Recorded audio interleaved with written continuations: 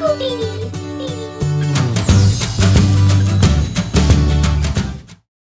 குழந்தைங்களா, நான் இன்னைக்கு இன்னொரு புது கதையை இப்போ சொல்ல போறேன். இதோட பேரு மந்திர வளையல் மற்றும் பணம் காய்க்கும் மரம். பல வருஷங்களுக்கு முன்னால ஒரு கிராமத்துல சம்பு அப்படிங்கிற விவசாயி ஒருத்தன் இருந்தான். அவன் ரொம்ப ஏழை. அவன்கிட்ட ஒரே ஒரு பசுமாடு தான் இருந்துச்சு. அதோட பாலை வித்து வாழ்க்கைய நடத்திட்டு இருந்தான். ஒரு தடவை சம்குவோட மனைவிக்கு உடம்பு சரியில்லாம போயிடுச்சு. ஆனா சம்கு கிட்ட அவனோட மனைவிக்கு சிகிச்சை செய்ய பணம் கூட இல்ல. அதனால அவன் முடிவு செஞ்சான், என் பொண்டாட்டிக்கு சிகிச்சை கொடுக்க நான் என் பசுமாட்டை விற்கணும். இப்படியே நினைச்சுக்கிட்டு சம்கு தன்னோட மாட்டை சந்தைக்கு ஓட்டிட்டு போயிட்டு இருந்தான். சந்தைக்கு போறதுக்கு அவன் காட்டு வழியா தான் போகணும். போறப்போ வழியில ஒரு சாதுவை பார்த்தான். சம்கு அவர்கிட்ட போனான். போய் அவர்கிட்ட கேட்டான், சாது மகராஜ், நீங்க இங்கயா? இந்த காட்டுல என்ன செய்யறீங்க? மகனே, நான் வேறு கிராமத்திலிருந்து வந்திருக்கிறேன். பக்கத்து கிராமத்திற்கு போக வேண்டும். ஆனால் நான் வழி தவறிவிட்டேன். எனக்கு அதிகமாக பசிக்கிறது. சாது பாபா, கிராமங்கிறது ரொம்ப தூரத்துல இருக்கு. நான் என்னோட பசுமாட்டை சந்தையில வைக்க போயிட்டு இருக்கேன். ஆனா உங்களுக்கு வேணும்னா நான் இப்பவே இதோட பாலை கறந்து உங்களுக்கு கொடுக்க முடியும். இது எனக்கும் என்னோட பசுமாட்டுக்கும் பாக்கியமா இருக்கும்.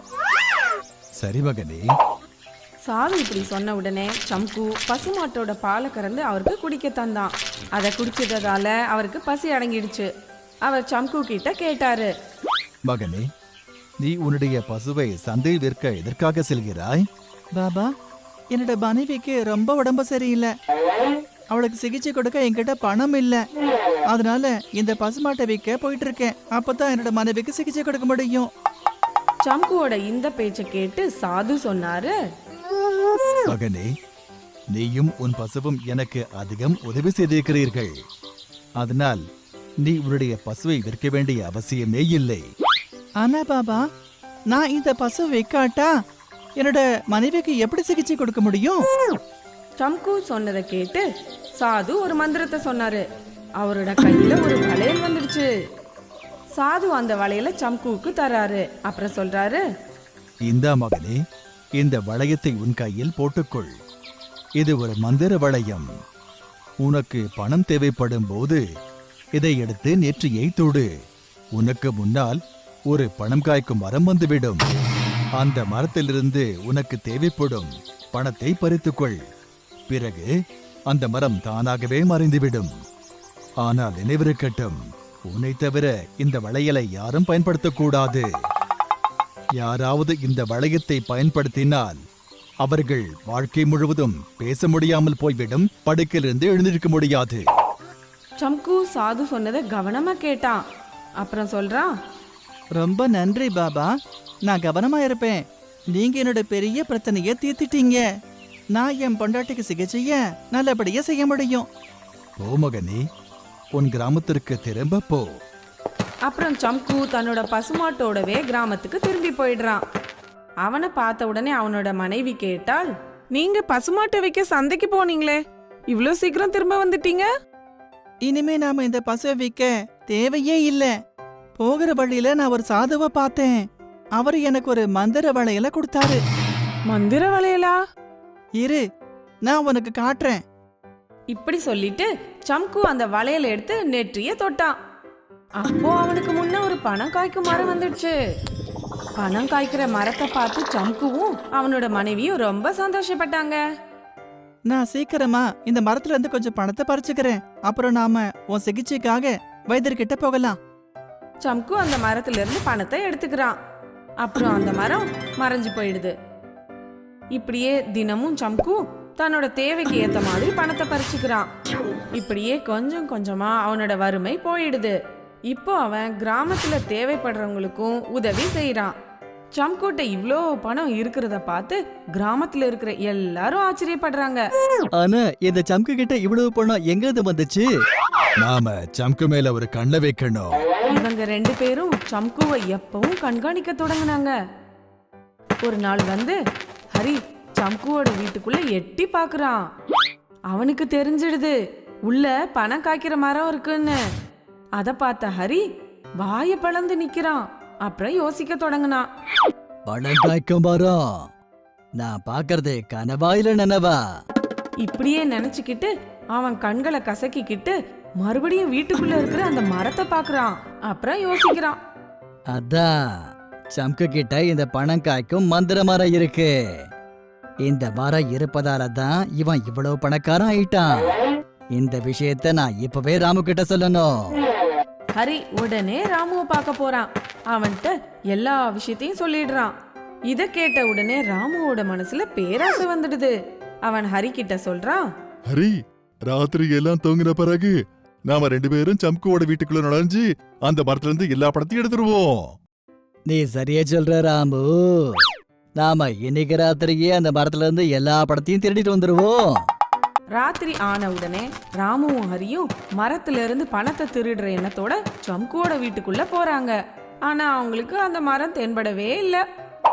ராமு கோபத்தோட ஹரிய கூட்டிக்கிட்டு சம்குவோட வீட்டை விட்டு வெளியே வந்துடுறான். கோபத்தோட ஹரி கிட்ட சொல்றான். ஹரி, அங்க பனைமரம் எதுவுமே இல்ல. நீ என்ன முட்டாளாக்கிட்டியா? இல்ல நண்பா, நான் உன்ன முட்டாளாக்கல்ல. நான் நிஜமாவே சம்கு பனை மரத்துல இருந்து பணத்தை பறிக்கிறத பாத்திருக்கேன். ஹரி ராமு சொன்னதை நம்பவே இல்ல. அதனால அங்கிருந்து போயிடுறான். ஆனா ஹரியாலையும் அந்த பனை மரத்தை மறக்க முடியல. நான் சம்குவோட வீட்ல அந்த பனை மரத்தை கட்டாயம் பார்த்தேன். ஆனா அந்த மரம் எப்படி மாயமா மறைஞ்சு போச்சு? இப்படியே யோசிச்சுக்கிட்டு அவன் அங்கிருந்து போயிட்டான். ஆனா அடுத்த நாளே அவன் மறுபடியும் சம்புவோட வீட்டுக்கு போறான்.